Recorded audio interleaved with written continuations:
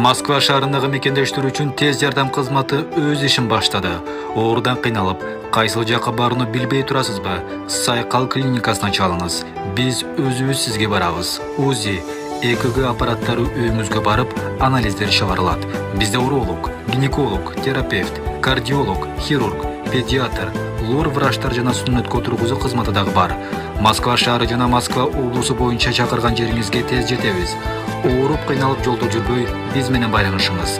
Биздин номерлер 8926 466 73 68, 8926 475 2077, 24 saat бою кызматтабыз. Сайкал клиникасы сиздер үчүн кам көрөт. Ассаламу алейкум мекендештер, арбаңыздар. Бүгүн болсо силер менен бир жаңылык жана бир эскертүү. Жаңылыктардан болсо 21 октябрдан тартып Россия Федерациясына учуп келатканда ПЦР тест биздин мекендештерге тапшыруу кереги жок. Муну болсо 20 октябрда Анна Попова, Роспотребнадзордун жетекчиси, кол койду. Ошонун негизинде ПЦР тести бардык чет элдик жарандарга Россияга учуп келатканда кереги жок. Машина менен келатканда да кереги жок, самолет менен келатканда да кереги жок. Бул бир аз болсо дагы биздин кыргыз мекендештерге жеңилдик.